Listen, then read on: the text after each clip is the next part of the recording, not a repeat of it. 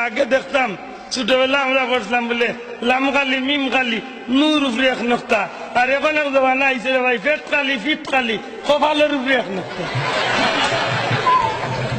দেখিও মুসলমানের বিয়া বুড়িয়ে কি ফুড়িনতে কিলার দেন কপালের উপরে নক্তা বুয়ায় বুঝা যায় এগুলো তাইরে ঐতিহ্য হয়ে গেছে। জুড়ে কই নাউজুবিল্লাহ।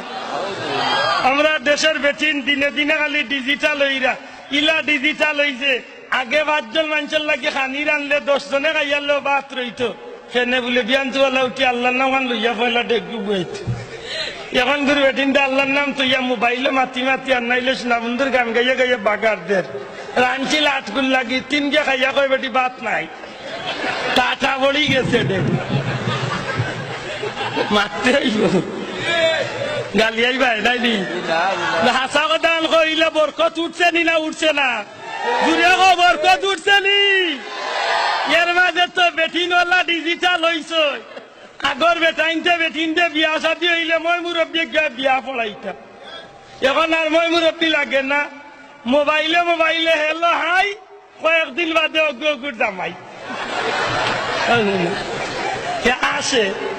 আমি যদি প্রমাণ দিতাম মারি নাতে আমার একটাই পায়। গতবার হয়েছে বা সিলেট ঘটনা ফুড়িয়ে বেটার লোকে লাইন করছে মাতি মাতি বাবার বার তো আইছে আবার বাদে দেখে বুড়া বেটা আমি তোমার লোকে মাতিছিলাম নি বেটা উঠে হাই ডালি ও মাই গো কই রে কপাল আয় দিলারাম পাইয়া রাইলাম মুই তো মনে করতাম জুয়াল বুয়া এখন দেখে 57 বছরের বুড়া বেটা দিছে 12টা বাজাইয়া।